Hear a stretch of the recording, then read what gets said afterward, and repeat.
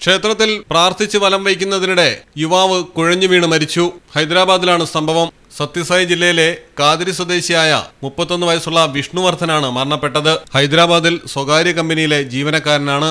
കുക്കട്ടുപള്ളി housing board കോളനിയിലെ ആഞ്ജനേയസ്വാമി ക്ഷേത്രത്തിലെ സ്ഥിരം സന്ദർശകനാണ് വിഷ്ണുവർദ്ധൻ. പതിവ് പോലെ ക്ഷേത്രത്തിൽ തൊഴാനെത്തിയതായിരുന്നു. തിരക്കുള്ള സമയത്ത് വലം വെച്ച് പ്രാർത്ഥിച്ച് നടക്കുന്നതിനിടയിലാണ് അവശത അനുഭവപ്പെട്ടതും സമീപത്തെ തൂണിൽ പിടിച്ച് കുഴഞ്ഞു വീണതും. സ്ഥലത്തുണ്ടായിരുന്ന ഭക്തരിൽ ചിലർ CPR നൽകിയെങ്കിലും ഫലമുണ്ടായില്ല. വിവരമറിയിച്ചതനുസരിച്ച് എമർജൻസി മെഡിക്കൽ സ്ക്വാഡ് എത്തി രക്ഷാശ്രമം നടത്തിയെങ്കിലും മരണം സംഭവിച്ചിരുന്നു. ഹൃദയാഘാതമാണ് മരണകാരണം. News desk, Malayalam television.